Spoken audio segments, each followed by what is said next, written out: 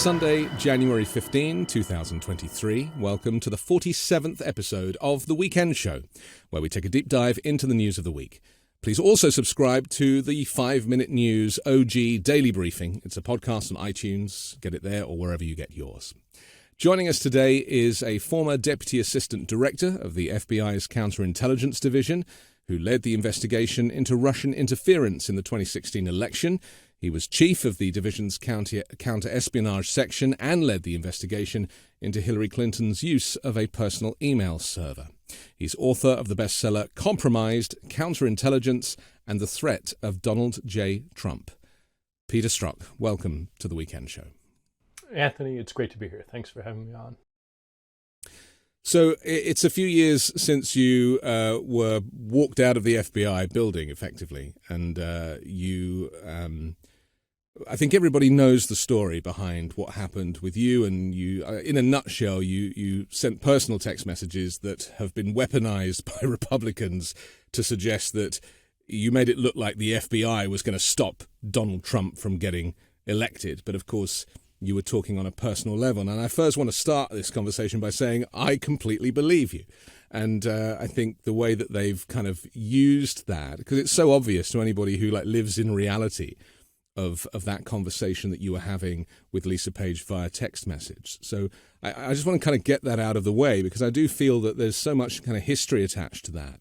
And you know, people will have their own views. And I've watched you on the stand like 4 years ago being interviewed by Republicans, and they really have weaponized that. Do you just want to give me a quick response to that kind of period in your life before we talk about what's happening in the news this week? Yeah, well, I think the easiest way to describe it was a traumatic experience. I mean, I've never experienced anything even close to it, and hope never to do it again. It's not something I would wish on my worst enemy, but it was certainly at the time. There had been a buildup. I mean, during the campaign trail, President, then candidate Trump at various times was either lauding or demonizing the FBI for either their action or failure to act on the Clinton email server investigation. So between that, his attacks on Comey, and then became attacks on me, were something that, when you have that sort of personal experience of somebody, the President of the United States, arguably the most powerful man in the world, who is singling you out. I'm not some political appointee. I'm not a senator. I'm not some rich, captain of industry. I'm just a kind of mid-level executive in the government. And to be singled out like that in a way that, doesn't have a precedent in our nation's history, at least, was extraordinarily disconcerting. And I think the other thing is, looking back now, 4 years removed, 4.5 years removed, yes, there were personal expressions, but I think most of them have been proven to be absolutely true, objectively. I mean, the man was a threat to the functioning of a well-functioning democracy in the United States. He was trying to and did drive a wedge between the United States and our NATO allies. He did have this strange fascination in cozying up to dictators, whether it's Vladimir Putin or Kim Jong-un. But the things that I expressed, one, were not unique. I mean, people all across the political divide in America, even Republicans, were saying the sorts of things about Trump in private. But when you look back now, to sit there and say, one, there have been all these looks at the sort of conduct of the investigations, which have all concluded that it was done well, whether that's the Inspector General or countless U.S. attorneys or congressional committees who tried to find something and didn't. So one, that work was done well, but two, sort of the conclusions that, well, there's a fair argument that Trump is a racist, is a misogynist, is, in it for the financial aspects of personal self-enrichment. So those personal sort of beliefs, do very much sort of coincide with the truth as we were seeing it played out in the years that followed. People don't really understand, because I get this as well. It's not quite on the same level as yours, but people say to me, because I do a daily unbiased news program that is non-partisan, but it still criticizes people if they have done wrong, or even it reports on people if they have done wrong, because I think what right-wing media tends to do is they just don't report on the story if it makes their people look bad. I am able to be completely objective when I do that show, and I, as a journalist, and I think journalists all over the world, in the same way that FBI agents, you have your training, and the cause is that you want to do what is right. You want to tell the truth. And Sure, you're going to upset one side or the other occasionally, but you are drawn to the truth. Now, you were a military man before you went into the FBI. Just explain the kind of mindset of people like yourself who have a career and a vocation that is so deeply rooted in service. Yeah, no, I think it's first a great analogy that you make in terms of the way that journalists approach their job in terms of objectively reporting on things, while at the same time the question of whether or not you can have personal beliefs that are at odds or have an opinion about what you're supposed to be objectively reporting. So, I mean, it's very much in my experience the same sort of thing of what I experienced in the FBI. And I'll talk a little bit about the military before or later on, but certainly within the Bureau, by and large, the FBI is a very, very conservative organization. I mean, there's a reason, the phrase law and order, when you look at the FBI, well, that is law and order. I mean, they are the people who are going out there doing the investigation, looking at violations of law, working with the Department of Justice to prosecute people when merited. So to the extent that if you have an idea that there's some sort of party that has a stronger affinity to the idea of law and order, historically in the United States, at least in the 20th century, that's been the Republicans. Now, that's not to say there aren't strong law and order Democrats, and you think back to people like Sam Nunn or, folks that, kind of traditional, there is a space in the Democratic Party for, conservative values and law and order values, but traditionally law and order, support for the military or something, at least in the past couple of generations, we've associated with the Republican Party. So you see that in the FBI, that again, it's a very conservative organization, but it's not, I did not know the political leanings of the people I worked with at any point in my career, whether as an analyst, as a case agent, as a supervisor, as an executive. It's just not the kind of thing where you come in and, start having a, conversation across the table about, hey, what do you think about who's running for senator or for office in any way? It just doesn't come up. And so the culture of the organization is, that just is something that, again, when it comes to doing your work, you very much are approaching the case or the investigation in front of you with an eye to what are the facts. My worry was always, as much or even more, not so much, is somebody going to be biased towards seeing things that support their worldview, but are they going to overcompensate? And are they going to say, I feel a certain way, so I'm going to give the other side more of the benefit of the doubt than I should? And that if anything, the skewing would be too much to the other side. And just, again, but that constant sort of, everything drilled down into the cultural ethos is a sort of, going out and finding the facts. That's backed up by the regulations that are created to help do that. That's backed up by independent people like the Inspector General and congressional oversight to make sure it is objective. And then the other thing is the FBI isn't a one person, or you can't do anything as one person. I mean, you work cases frequently as a team. You have supervisors. Decisions are made not in any sort of isolated context, but you have this whole surrounding infrastructure that plays a role in that decision making. So even if somebody wanted to sort of pursue, what the Republicans are calling a deep state agenda, you couldn't do that. You couldn't. The context of the organization and all the players, you wouldn't be able to pull that off. And so backing out to the other aspect of your question in the military, I started my career in the Army as an officer, and that very much was an even stronger separation of politics from the job. And there were some people, we'd get into, philosophical debate about whether or not, because at the end of the day, you serve the commander-in-chief, who's the president, and that if that commander-in-chief tells you, I'm going to deploy you and go to war and you need to fight and potentially give the life and the life of those soldiers under your command, is having any sort of political belief consistent with doing a good job in that context. And there's some people who didn't vote, who said, you know what, I don't think it is appropriate for me to vote if I am serving whoever it is. And if I vote against somebody who ends up being the president, is that consistent? And my perspective always was, yeah, it's completely consistent. That's the complexity of democracy. We should go in there, everybody casts the vote, your candidate might win, your candidate might lose, but at the end of the day, the greater ideal is that you're going to serve the selection of who the people have chosen. And, again, it's interesting too, when you look certainly at the higher level, and I left as a captain, but when you look at senior general officers, just the very strong separation and the desire, when General Milley, essentially was hoodwinked into marching with Trump across Lafayette Square after they cleared the protesters so Trump could hold up the Bible in front of the church, the discomfort that Milley had in doing that he expressed after the fact some of the things that he was saying to, in interviews with the January 6th committee. You see that strong sort of historical ethos of absolutely. The loyalty was very impressive with him, wasn't it? I mean, arguably, Milley saved us from World War III. So, I think we have to, with hindsight, thank him. And I thought it was interesting how, Trump wanted him struck off for, his communications with China. And Biden was like, no, this is exactly what we need. These are the protections that are built in to government. And it also occurred to me recently that whenever Trump or his cohorts refer to the deep state, what they're actually referring to is just the government.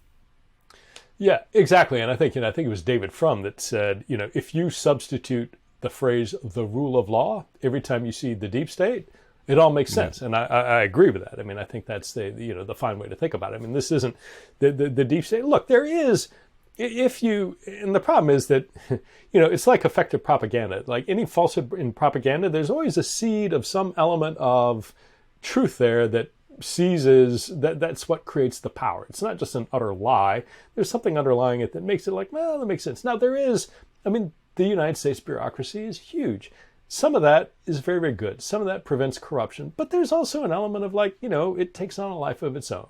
It may be a little bit too large. There are legitimate criticisms. And so you get these people like, the ideologues like Steve Bannon, who sees on the deep state and I think he's a nihilist at the end of the day. I think he just wants to utterly dismantle the entirety of the bureaucratic state, put in loyalists at every level, and have them absolutely do whatever the leader says. I mean, that's authoritarianism. It's not a democracy, but I think certainly what we see now, when you hear the far right in particular say the deep state, they are talking about a professional bureaucracy that is not as corruptible as they would like it to be.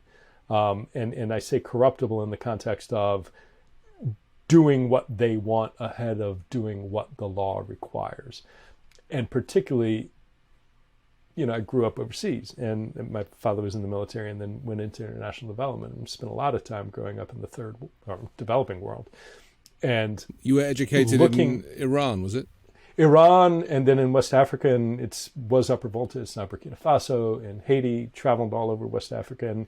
And you look at countries, democracies, or countries trying to be democracies, and how you create governments that are legitimate, and in particular how beneath the leader, how you create government structures that are as free as corruption as possible, how you create bureaucracies that are both well-functioning and that adhere to the rule of law, that aren't doing what the leader says, but who are doing whatever the version of Constitution or governing documents say they should. That's an extraordinary challenge. And I don't know that a lot of people, certainly in the United States, understand how really impressive in general, despite all its successes and problems and, slowness, the big B bureaucracy of the United States, how effective and good it is. Because, a lot of it, yes, you can go to Western Europe, you can go to Japan, you can go to, other nations, and certainly they're even better functioning, arguably, than the United States. But there are a huge number of nations that aren't, where corruption is just rampant, where people would have no understanding of how just the basic services of, trying to leave a country and get a stamp in your passport without putting, the equivalent of $20 bill on the passport and you hand it over to the visa or the control officer. All these little things that we take for granted are because of the quote unquote deep state.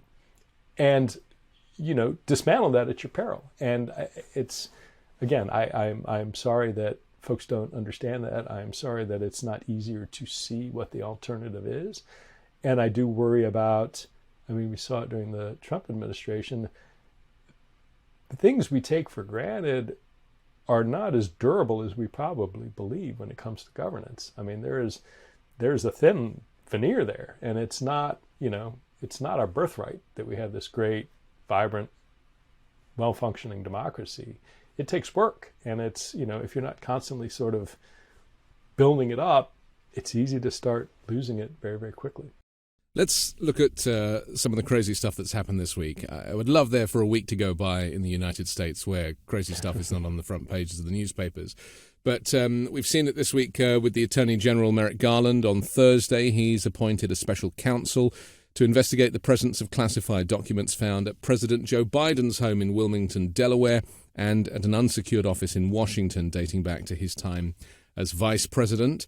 I also want to look at Ukraine and obviously the war there, the Russian invasion of Ukraine, and look at some of the strategy, but also from this side of the border to kind of understand why there is an increasing number of Republicans who don't want to continue funding the equipment for that war. And then finally, we'll look at Friday's news that Trump's company was fined $1.6 million for a scheme in which the former president's top executives dodged personal income taxes on lavish job perks, a symbolic but hardly crippling blow for an enterprise boasting billions of dollars in assets. I would just say, though, it is the maximum allowed by law, that fine, and they have 14 days with which to pay it. Let's start with kind of Merrick Garland and Joe Biden and this, there is a special counsel currently, Jack Smith, who is investigating the Donald Trump documents situation. And this is hundreds of documents in boxes and boxes. In fact, there's even video images of those boxes being removed from the White House and being taken to Mar-a-Lago. Very, hardly secure in itself, And the difference, let's just talk about the differences between Trump's theft of documents and Biden's mislaying of documents, or he claimed he didn't even know he had them. With your perspective as a former FBI agent, I mean, how do you see these two cases? Well, I see them as very different. They're both obviously serious in the context that classified information needs to be protected appropriately. And certainly when you start talking about top secret information which is termed sensitive compartmented information, which it looks like we know that Trump had, and it sounds like from media reporting that President Biden did as well. That's material that has very strong controls placed on it. So anytime it isn't maintained in the place and manner that it should be, there's risk, and potentially human lives that are placed at risk, or very extraordinary collection mechanisms of overhead satellites, or very sensitive sort of intercept capabilities that could be placed at risk. So it's a serious matter. Now, the fact of the matter is, mishandling of classified information goes on, unfortunately, in the federal government almost on a daily basis. I mean, I was at the FBI in charge of the Counterespionage section on a monthly, sometimes weekly basis. We would get calls from various agencies around the U.S. government saying, hey, an employee, left their lock bag of information on the metro. They accidentally left something behind in a restaurant. They found stuff at home that they shouldn't have had. I mean, just the litany of things where people accidentally mishandle things is a frequent, unfortunately, event. The question then becomes, okay, so when does that become, and they're dealt with typically in an administrative sort of way. Now, people absolutely may face sanctions, right? They may have, a letter of censure or some sort of worse administrative punishment. They might be docked or given a fine or suspended for work, or even lose their security clearance in really, significant cases. But that's all not in a criminal context. That's all in the context of, doing things that were not in accordance with regulation. And so the question is, when does it become criminal? And, one of the things we did, that is consistent with the things we did prosecute, but it came to a head looking at Hillary Clinton's use of a private email server, said, can we identify and characterize those times where the Department of Justice has chosen to prosecute people for mishandling? And so we went back and we literally looked at every single time the Department of Justice has ever prosecuted somebody for mishandling classified information. And when they did, there were typically four categories. And, I know people have a wide variety of opinions about what Director Comey did when he made the announcement about the results of Hillary Clinton's investigation, and as well as what happened later in the fall.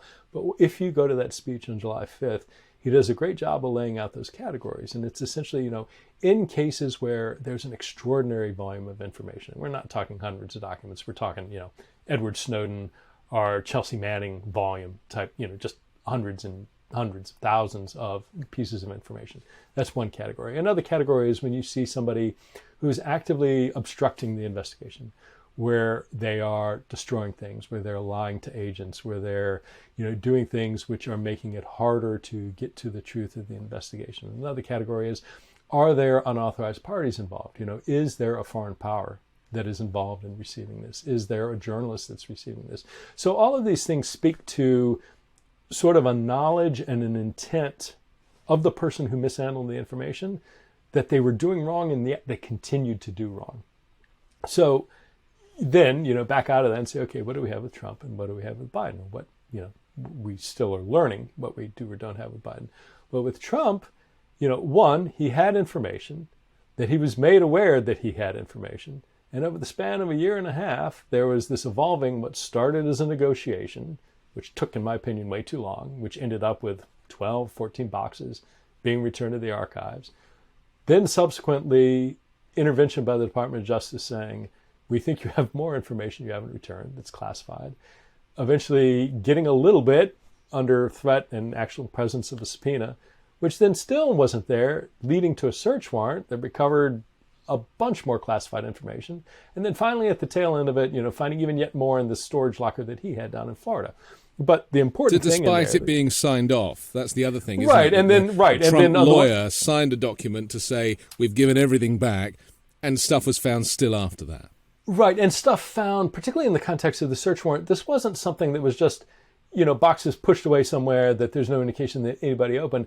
Things found in Trump's study, right? Things found amongst Trump's current papers. This wasn't just stuff that got, boxed up like everybody has when you move, and inevitably maybe there are a couple of boxes you have in your basement that you never quite get to opening up. This is things that he had in his office that on a day-to-day basis he was using and going through and was aware of. So, when you take that sort of current present knowledge coupled with this, what appears to be allegedly active, some indication that he may have told people working with him to move material out of the places that were going to be searched, but this active variety of attempts to impede the government's recovery of it, that's what gives rise. And again, you saw that in the search warrant. The crimes were, one, mishandling, but I think the more important crime was, the obstruction of the government trying to get that information back. And I always say, when you look at Trump, don't think of this as mishandling of classified documents featuring obstruction.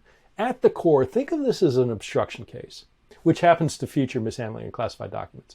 Because what makes this such egregious, in my opinion, alleged illegal, I think will be, we'll see, charged illegal behavior, it's the obstruction. It's these are mine. I declassified them, but none of my attorneys are going to certify that these were declassified. His knowledge that he shouldn't be doing it, and all the attempts that he appears to have taken to prevent the government from getting this back. Now, compare that to what we know about Biden, and a heavy, big, huge asterisk.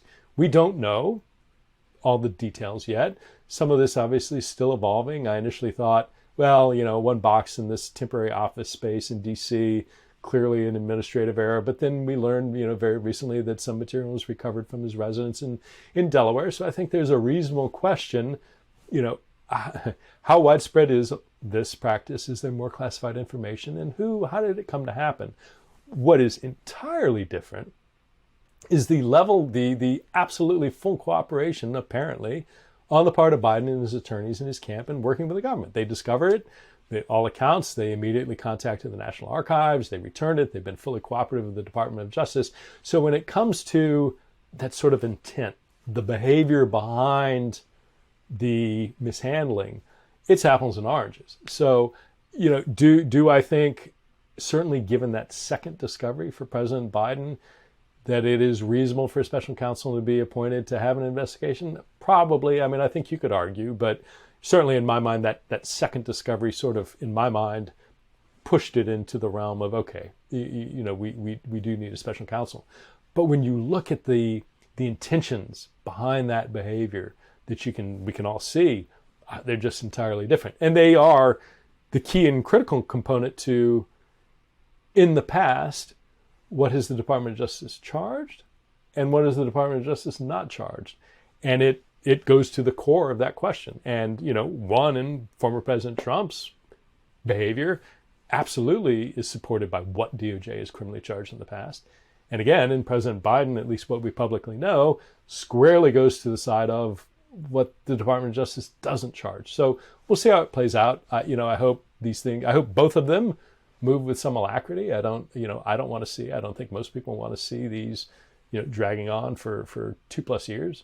I suspect it's useful though, isn't it, that you kind of both sides the issue. Merrick Garland is is clearly doesn't want to give any ammunition to the Republicans who are going to criticize if there isn't a special counsel. So by both sidesing it, then you just leave it to the professionals to do their investigation, and then hopefully the truth will come out. And maybe that's the difference between the left and the right in Washington, is that, one will be like, yeah, I mean, even with Hunter Biden, it's like, investigate him, do whatever you have to do. That's what Democrats are saying. That's what the president's saying, investigate him. Whereas Republicans are like, why are you investigating Trump? Why did you, they call it a raid. Of course, it wasn't a raid. They knocked on the door with a document that was legal and did their search. I mean, it's not even. And the other thing I would say, which I only really thought about this morning, is that Mar-a-Lago is a public venue. I mean, you can buy tickets to go and have dinner with the former president. I one time, you should do this. It's kind of fun. You look on Yelp and you search Mar-a-Lago and you see reviews for the food and people like taking selfies and stuff. And I'm like, and whereas Joe Biden's residence, I guess it's going to be secure because, he was the vice president and now the president. Yeah, and he made that point of saying, look, it's locked up by my Corvette or something. And I understand what he was trying to do. I don't know that it did him much good to do that because it's almost... Agreed, yeah. You reach the point of protesting too much. But the point he was trying to make, I think, is absolutely right. I mean, this is something that was locked up that the public didn't have access to, that, certainly because he was a former vice president, had a Secret Service protective detail and in some way, shape, or form around there. Compare and contrast that exactly what you're saying about Mar-a-Lago. I mean, people have... weddings there, they have anniversaries there, they have celebrations, bar mitzvahs, all kinds of things where you're bringing in caterers and florists and God knows whoever else who are coming in, bringing in the flowers, bringing in the food, bringing in the music, setting up all the stages. Who, if anybody, is screening these folks? Because if I am certainly a hostile intelligence service, do the Russian intelligence services, the Chinese intelligence services, the Cuban intelligence services, would they like to get into the residence of a former president of the United States? 100%. They're going to try and do that. Certainly, I don't know how far they'd go back, but certainly, I would think from President Obama forward, a good intelligence service is going to try and get access to that. Now, if you have a sort of isolated place at Delaware, that is a much harder proposition than Mar-a-Lago, which is a country club where, and there are these photos of this Russian-speaking Ukrainian woman who is, an American immigrant. She was pretending to be a European Rothschild and scammed her way onto the scene where she has then photographs on the golf course with President Trump and Lindsey Graham. And a year before that, we had a Chinese national who was picked up with multiple cell phones and electronic storage devices. I mean, there is rampant successful targeting of Mar-a-Lago, which I think if the question becomes, compare the risk that this information was placed into, it's entirely greater, inarguably, at Mar-a-Lago, just by the nature of what Mar-a-Lago is. And so again, that adds to, from a counterintelligence perspective, from a risk perspective, I'm much more concerned and worried about the information that was there than I am about what was, at Biden's house in this office space. But again, that's why, go do the investigation. And to your point about, the problem by playing by the rules, what's been interesting to me is Merrick Garland bending over backwards to say, we're going to let this Hunter Biden investigation run out, led by a U.S. attorney appointed by Trump. And we're going to take this initial look at Joe Biden and we're going to assign it to this U.S. attorney in Chicago who was appointed by Trump. And then when we're going to create a special counsel, we're going to pick a special counsel who was appointed by Trump and who served as what the term is the PADAG, the Principal Associate Deputy Attorney General, which is a very political position within the Department of Justice reporting to the Attorney General and the Deputy Attorney General for President Trump. So there's this bending over backwards to make sure that we're going to placate the concerns of the Republicans by getting these historical Republicans to look at this. Now, compare and contrast that to Bill Barr, when he had concerns about, I want to take a look at what the government was doing against our interests. Who did he pick? Did he pick Obama appointees? No, he picked Jeff Jensen, Obama appointee. He picked this guy, the Western District of Pennsylvania, who was taking in the intake point for all this voting fraud stuff. He took, John Huber, who's the Trump-appointed U.S. attorney out in Utah. He took all these, a Republican took all these Republican appointees to look at the concerns. So there is you play by the rules and you get the imbalance in this. So again, I think probably Attorney General Garland was doing the right thing.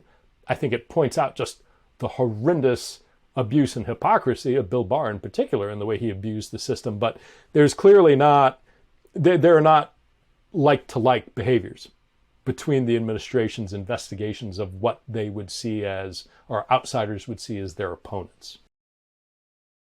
Isn't it interesting how Bill Barr has positioned himself as an authority when he goes on the news now and he's interviewed and it's like, and it's like, are you kidding me? You got up on the stage and paraphrased the Mueller report to exonerate Donald Trump, so that knowing that no one was going to bother to read it because it was this thick, and so you did it in 10 minutes and everyone was like, we'll take that version. I mean, right. That was a very slimy move, wasn't it? Yeah, absolutely. I mean, that's a common DC practice that, people rehabilitate and rechrome themselves. And, Bill Barr is a high-level example of that. But you have any number of other people who are absolutely, complicit in horrific abuses of whether it was the Department of Justice, whether it was, the separating children from their mothers at the southern border of the United States. There are just these horribly objectionable behavior that people signed up for and supported, whether they were in the press room, the policy room, wherever the case may be. And suddenly at the end, even despite all that, Trump's behavior became too much and they threw the flag, and now they're viewed, somewhat as not heroes, but certainly as, well, they did the right thing. And no, at the end, they may have done the right thing, but they spent the prior 2 years doing absolutely horrific things. And I think, it is not surprising to me that Bill Barr would be trying to present himself this way. But absolutely, to your point, the things that were done ahead of time. Look at what the lengths he went to back away from the prosecution of Mike Flynn, the conviction of Mike Flynn, the things he did to back away from the sentencing of Roger Stone because, he's just a doddering old man and he shouldn't go to jail. And then turn around and look at what both Roger Stone and Mike Flynn did around January 5th and 6th. So for Bill Barr to get up now and say the vote was a legitimate vote, well, yeah, bull. Look at all the things you did to enable this chain of events that culminated in January 6th. You can't just simply wash your hands of it on November 10th or December 5th or whenever it was. You played an absolutely critical role in creating the conditions that allowed for an insurrection, a failed insurrection in the United States. It's like that game we used to play as kids where you go and ring the doorbell and then you run away so that when they open the door, there's nobody there. That's kind of what Bill Barr did with January 6th. And he kind of facilitated everything, positioned himself in such a way that he was able to make a swift exit before anybody kind of looked in his direction. Let's just talk about let's talk about Russia for a moment and these characters surrounding Donald Trump, because I think, it really isn't fair to compare Biden and Trump. Biden, who spent his life in politics as started out as a public defender and then, is just basically given his life to public service in the same way that you have. And it certainly hasn't, necessarily made him rich by Donald Trump standards. That kind of conversation that was had, I want to go right back to Trump's campaign team, just looking at some of these characters that Trump associated himself with, the Paul Manaforts, the Rudy Giulianis. I mean, even, as people that you mentioned earlier, all of these people have form. It's almost as if there wasn't a solitary, legitimate person that sat at that table when there was that meeting with the foe, with the Russian in Trump Tower, supposedly talking about, was it adopting Russian babies or Ukrainian babies or something, and actually it turned out to be far more serious than that. I mean, do you think Trump has the capacity to do anything that is legitimate? Or is he just like a career criminal? And because all of those people that were involved in his campaign, they're either in a state penitentiary now or they're wearing an electronic tag. Yeah, well, the extraordinary thing is, absolutely, you look at that initial crew, his campaign manager, convicted. Deputy campaign manager, convicted. First National Security Advisor, convicted. Senior Policy Advisor, convicted. Personal attorney, convicted. Personal fixer, convicted. I mean, these are all people at a federal level. This isn't some state, you didn't, right. You did something odd registering your car. These are federal criminal convictions. So we haven't seen, even with Richard Nixon and the group around him in Watergate, we had never seen somebody, at least certainly the early stages of their campaign and administration, where there was such widespread demonstrated criminal behavior, proven criminal behavior. So I don't know. I think what happened was a result of the Republican mainstream, people who were qualified in the Republican Party, who had come up through the ranks, who were destined for, senior positions. None of them wanted anything to do with Trump. So, they had aligned themselves with John Kasich or Marco Rubio or Ted Cruz or all these other candidates. And when everybody looked at Trump, they're like, I don't want to have anything to do with this man. So, and there's plenty of tweets and videos of them saying stuff like that. And it's like the saying, result. If you elect Trump, the Republican Party is finished and all this stuff. I mean, it's not as if it's not on public record. And yet they switch. So clearly his celebrity and his power and also his skill, because of course he's a great marketeer and he's a great public speaker. And, he is, aside from being a nightmare, he's very good on stage and on TV debates. And they needed that, didn't they? The Republican Party kind of needed that star quality. Yeah, well, and the minute you have him nominated or becoming the nominee, if you want to remain a political player and maintain political power, you have to fall in line behind him because otherwise you're going to be ostracized. You can't go and Justin Amash or you look at people who have tried to leave, their power evaporates. There isn't a reasonable, if you're a political player in the Republican Party and you see Trump gaining the nomination, whether you like it or not, you're going to fall in line and try and figure out how to navigate. I mean, they know he's crazy. They know he's, nuts, but you can't, most of them clearly decided they had to try and find some way to operate within that. But you're right. I mean, he's an extraordinary marketeer. I mean, you look at what he did, the core of his business, whether it was real estate development, whether it was doing like boxing promotion with Don King, whether it was running a casino, whether it was going on, The Apprentice, it is all sort of bluster on the one hand and marketing and self-promotion.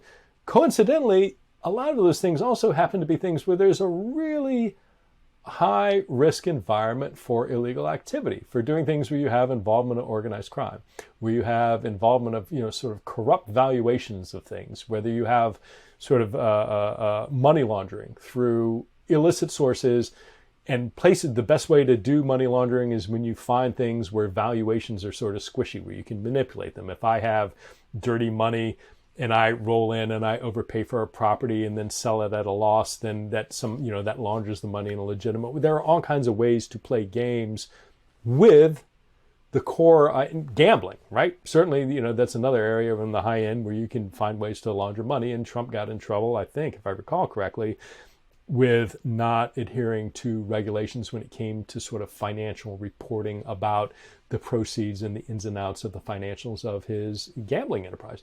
So he just happens to find businesses which overlay very well with, high risk for corruption. And again, is that by design? I don't know. Should it be at all surprising that we see alleged tax fraud, that we see alleged connections when Eric Trump or whoever it is gets up and says, our holdings in the Trump real estate empire are disproportionately, oligarchs or Russians or whatever the case may be. No, it's not surprising at all. So, is he capable of running a clean enterprise if he wanted to? Again, my opinion, no. I don't think he's ever been asked to. I think he's too well developed to behave otherwise. But, think of it. He's not stupid, is he? No, this is the other thing that people refer to him as being dumb. He really is. He's a very shrewd operator. Yeah, and I think intelligence comes in a variety of forms. I think he's absolutely shrewd when it comes to operating a business in a way that is, you talk about the phrase having chalk on your feet, right? You're so close to the line, that line on the playing field where they've outlined it with chalk that you're so close to the line that you have chalk on your shoes, right? But this is what Michael Cohen said, but said very articulately, what I think a lot of people understood. He does operate like a mob boss. I mean, don't write what you can say. Don't say what you can achieve with like a nod of the head and all the things, he is very well versed in behaving in a way that conveys what he wants done, whether immorally or illegally, in a way that doesn't create personal liability. And so, again, that is my observation and opinion. I think that is very much what, when Michael Cohen testified, what he wrote in his book, says, yes, he operates that way. You know who else operates that way? Crime But it's also obvious, Peter, isn't it? It's like you don't have to be a rocket scientist to see what's going on. The way he uses code to connect with extremists or that kind of, his Proud Boys and his Oath Keepers, that use of language, it's very subtle. I just want to ask, let's just go back to Russia for a moment, because you were investigating Russia's desire to install a Russia-friendly president, 4 to 6 months before the 2016 election. Is that right? Yeah, it started so before was that. Trump the mark? Was Trump always the mark? I don't know that Trump was specifically the look. Do I think Trump was a wittingly recruited asset who was doing the bidding of the Kremlin? I don't. I don't think at all. I think Trump, like many other people who come across the Kremlin's radar, the Russian intelligence services are very good. So they cast a very wide net when people are coming, and if they're influential, whether they are influential in business, whether they are influential in politics, whether they're influential in the media or any other space, the Russians are going to try and develop information about what makes them tick, whether or not they have any sort of information they can use to compromise them, and try and cultivate a relationship there. So I think clearly the Russians understood when it sort of started narrowing down the Republican Party on Trump, and certainly in contrast to Clinton, that if you are Putin or anybody in the sort of Russian political elite, it was clear that Russia is going to be better served, Russian interests, by a President Trump than they would have by a President Clinton. They saw a transactional president, particularly in the form of Trump. They saw somebody who had this odd affinity for, dictators and strongmen. And on the other side, they saw Clinton, who had been very antagonistic in the past, who had, derided the Russians for human rights abuses. I think they saw somebody that was going to be much more of a thorn in the side for Russia. So, part of it is not, if I were to assert it was in Russia's interest to have President Trump over President Clinton, that's not really a contentious statement.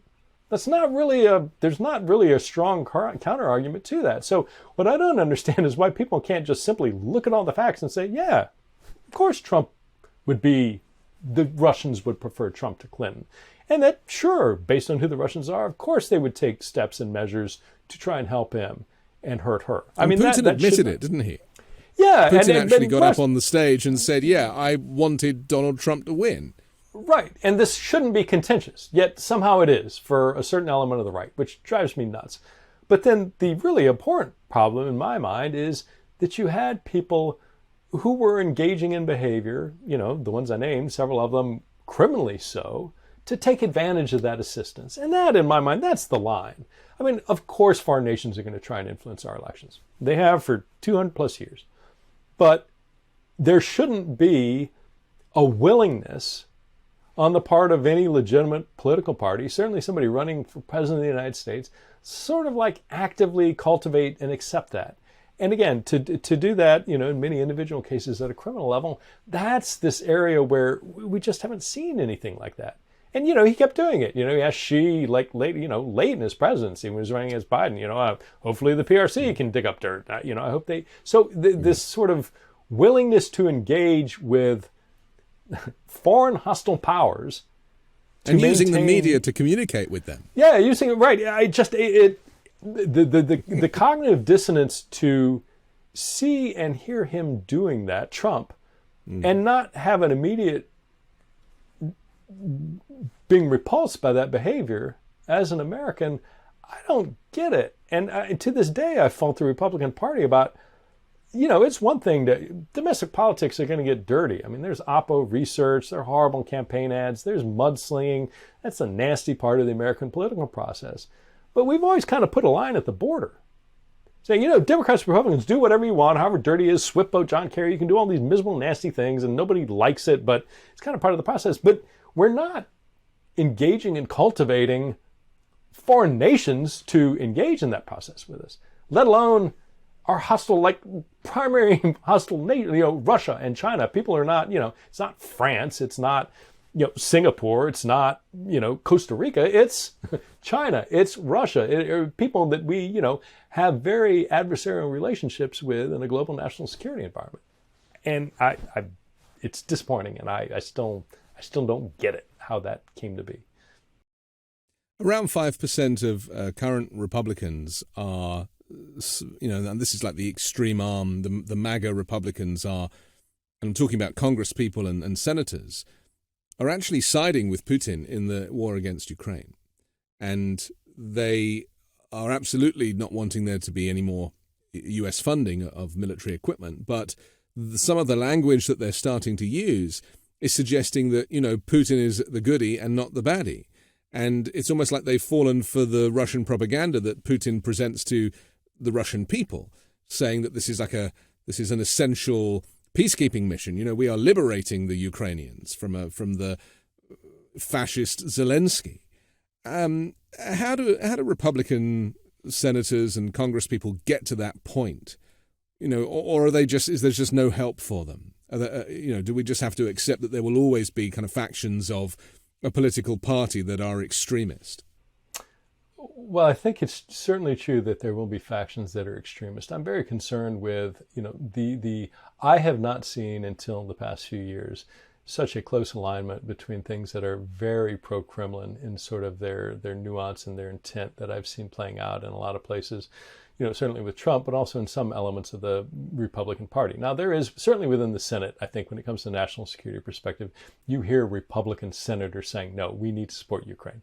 We need to stand up to Russian aggression. This is a Russian war of aggression. Ukraine is our ally and we're going to support them. So I think there's still a mainstream, on the Senate side at a minimum, Republican sense that pushing back against, Russian authoritarianism is in the United States' interest. But what I am concerned are, this growing, certainly in the House, but some also in the Senate, the sense that you see not only in Ukraine, but in other issues, this sort of odd alignment with Putin's talking point. And a lot of that goes to right-wing media, and in particular, what I've seen on Fox and, specifically Tucker Carlson.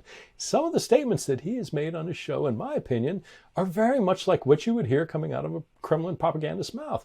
And I don't understand where that's coming from. And you can trace back, I write about it in my book and was concerned at the time. At some point, Trump makes, before either as he's on the trail or right after he becomes president, makes these really odd comments about Montenegro. And he says, Montenegro, they're really a small, aggressive country. They do something crazy, and all of a sudden we're in World War III with the Russians. Well, the issue is that I guarantee you Trump couldn't find Montenegro on a map. And so why is it that he's saying this? And when you look at it, if I recall correctly, that was a question from, I think it was Tucker Carlson, maybe Sean Hannity, but that was something that he was set up by, again, this sort of odd group in right-wing media. And so the question is, when you see things that aren't, clearly, squarely in America's interest, but are absolutely in Russia's interest, as a counterintelligence professional, it causes me some curiosity, but also worry. What's driving this line of attack? It isn't just strictly the isolationist bent, which is, there's been a strong component of that in the United States for its entire existence. That, we need to focus at home. We don't need to be involving ourselves, supporting with resources, let alone blood, other interests abroad. Let's focus on here first. This isn't isolationism. It is a peculiar focus on Russian interests that really gives me a lot of concern, and I don't understand it, and I haven't seen a reasonable explanation for it. And Russian media will take clips from Tucker Carlson's show and play them on the news in Russia to double down on the fact that the US is supporting Russia in their cause, to make the war seem more legitimate. This First Amendment kind of really does allow people, enemies of the state, like Tucker Carlson, to freely work for the enemy and get away with it. I'm from a country that wouldn't allow for it. It's still a free, social democracy. But the reality is that if you if you went on the news and started spouting stuff like that, you'd be taken away in handcuffs.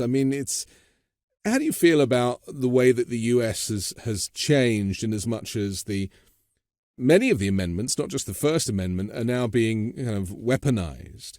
Whereas even to be able to own a firearm used to be a musket, and now it's a semi-automatic machine gun. Things are changing, and not for the better. And so the structure of the US, to my mind, certainly as a European, is that it's becoming so uncivilized. A 6-year-old boy shot a teacher in a school in Missouri earlier in the week. I don't even have the words, Peter.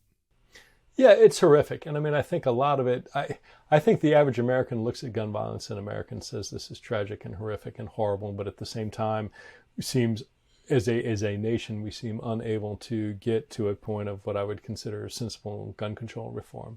I think you're absolutely right that you can't look at, when it comes to the Constitution, when it comes to the Bill of Rights, you can't look at sort of those as being static things. And there's, by design, I think the founders recognized that they shouldn't be static, that there should be some evolution. But I don't, it is hard to argue against your proposition that the interpretation of American law and American rights have not kept pace with the evolution of everything: technology, information movement, culture, availability of culture, availability of weapons, the nature of weapons themselves. So I don't think any reasonable. I think it is hard to make an argument that if you took the founders and if you set them down today and you said, okay, we're going to take you out to the range. Here's an M4, an AR-15, a semi-automatic rifle, and here are a couple of 30-round magazines, and see what you could do. That they would say, okay, we're going to drive you out in a car to get to the range. And that they would not look at all this technology and say, okay, so you're saying to have this weapon that I can shoot 60 people in under, 2-3 minutes, I can buy with less training and licensing requirement than this marvelous device that you drove me out to the range, that you have to go to courses, that you have to sit down and you get licensed and you have to carry insurance for, and that if you have any sort of, a reason you shouldn't drive that car, that they're going to take your license away, that you have all this regulation on this wonderful vehicle that you've invented, but you have absolutely no regulation on this device that was designed by evil geniuses to fight wars. It doesn't make any sense to me. So there is an imbalance there. I don't understand how. And again, it's gotten to the point where there's nobody reasonable in America that would look at that 6-year-old bringing the gun and killing their teacher and say that's all right.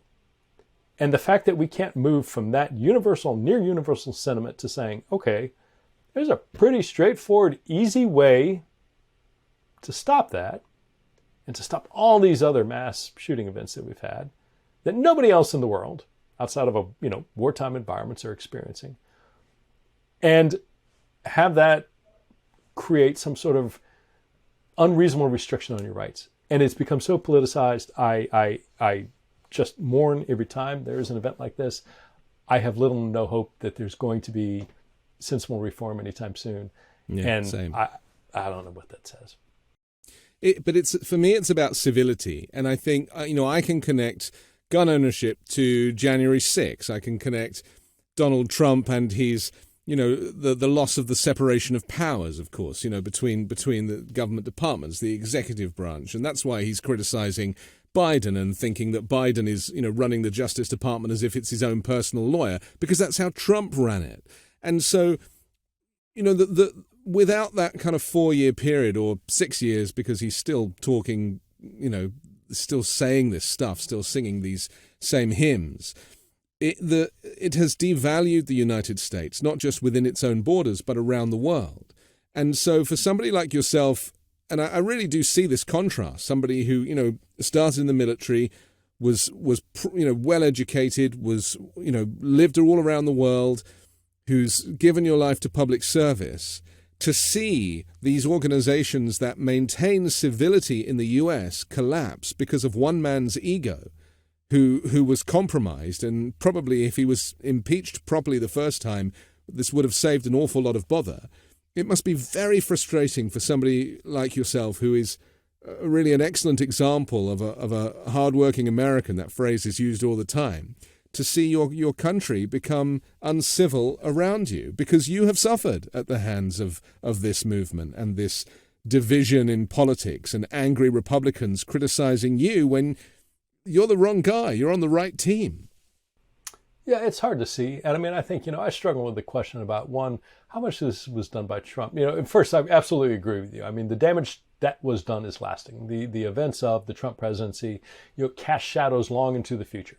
This is not something simply like, Trump's gone, America elected Biden, and great, back to business as usual. No, there are ramifications of what he did, not only within the United States, but when it comes to our relationships abroad, our relationship to our Western allies, our intelligence, the intel side, our intelligence. Look at Brazil 4 days ago, the storm of Congress in Brazil. It's got Trump's fingerprints all over it. Authoritarian regimes and the blueprint and tacit support that they believe may or may not exist in the U.S. Yes, it was deeply destabilizing in a way that continues. But the other thing I struggle with is, I do agree with a lot of your characterizations of Trump, but I also struggle with the fact that it's not just Trump. The American population elected Trump. Even after seeing 4 years of administration, he was not that far away from being reelected. There were tens and tens and tens of millions of Americans who watched 2016 to 2020 and said, yeah, give me 4 more years of that. So as much as I look at Trump and the destruction that he and those around him wrought on the government, on the executive branch, on the United States, on our relationships abroad, I can't get away from the fact that there are a real significant population within the United States who support that.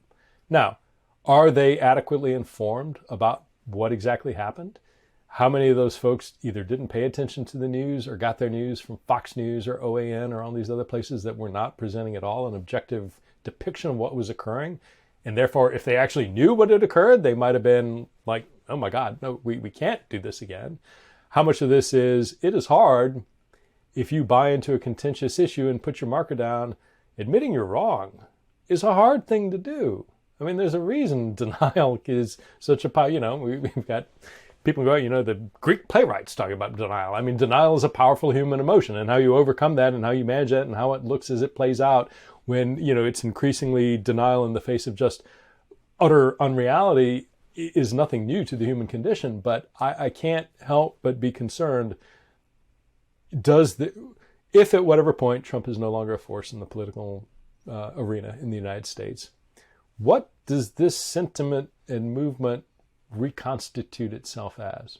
What emerges from it? And that's something I don't, again, it worries me because I think Trump in many ways was sort of a unique force and factor in American political history.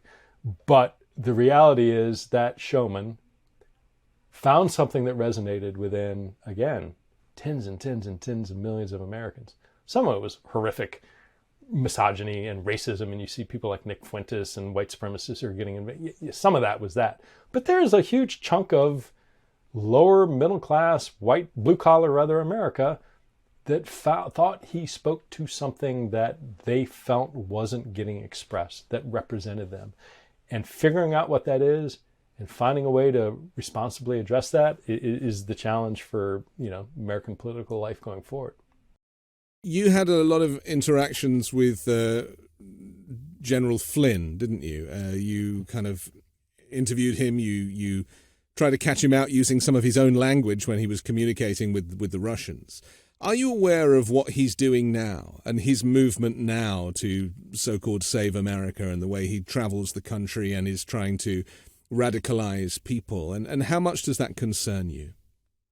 I'm aware of some of it. I mean, certainly the statements that he made around January 5th and, trying to, his proposition, I think there was a White House meeting in mid-December of 2020, where he was advocating, potentially using the military to seize voting machines. I mean, these are absolutely antithetical to American democracy. And I think some of what he's doing afterwards, I haven't followed closely enough to be able to tell you the big question. I can't tell you the answer to the big question in my mind, which is, does he actually believe the things that he is spouting off to these groups, the absolute distrust of the existing sort of government order in the Biden administration and changing it and Christian nationalism and all these things? Or is this just grift?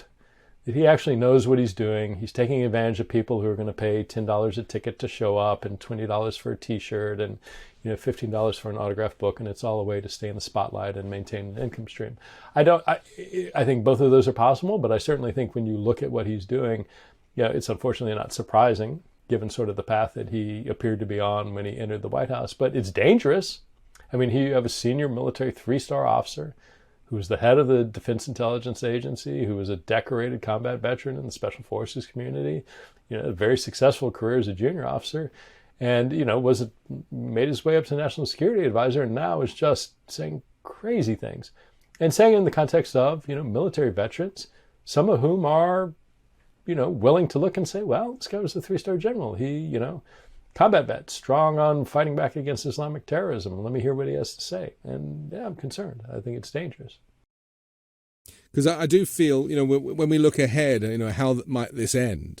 Trump's organization's just been done for tax fraud, as we said earlier, but it doesn't affect Donald Trump, the man. And there aren't really punishments for, white-collar crime, even if you have almost brought down your entire country in the process. It must be kind of frustrating. It certainly is for me, but, you were in the inner circle for this, to know that I just really want to ask you, do you think that justice will eventually catch up with the former president, or do you think that, like a lot of people such as him, they will continue to get away with it? Well, it's a great question. I think it depends on how you define justice. I mean, I think one of the things that I found working in the FBI in the context of the criminal justice system is frequently enough, you arrived at a point where you knew somebody had done something wrong, and you also knew that you're never going to be able to prove it.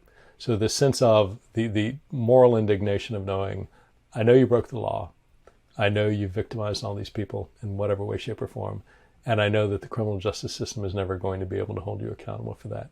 If you think in justice more broadly, if you think in terms of justice of whether or not how history is going to look at somebody, whether or not how a political system is going to look at somebody, I think we have to, if you frame your satisfaction of justice merely on the criminal justice system, you're going to be disappointed time and time and time again. I do take some heart in the fact that, when you look at all of these overwhelming number of candidates that Trump supported in the midterm elections who lost, I think there's some measure of political justice there. I think people looked at his behavior and said, enough, across the nation. I do think there is going to be, I know there are probably going to be things where I think, and certainly in some cases hope, that these alleged violations of law that Trump gets charged for that are not going to be charged just because our system makes that hard to do, appropriately so. And so the question is looking at that in a way to say, okay, whatever comes or doesn't come there's probably not going to be, it is not going to be equal to what he actually did, just because the standard of proof and the way the justice system is set up, we can't match it. But is there a benefit to, things like the January 6th committee? Is there benefit to just all this other activity that is getting the information out about who he is? I hope so. I mean, I have to try and be hopeful. You hope for the best and prepare for just horrible disappointment. But I have to continue to hope that of all these things, and I do take some hope based on the sort of results in the midterm election, that people are turning away from Trump. Now, it hasn't stopped all these crazy MAGA folks in the Republican Congress from getting outside influence in the committee assignments. But I think there is this big, slow ship of American democracy is kind of starting to turn away from Trump. At least I want to hope that. We'll see what happens. Okay.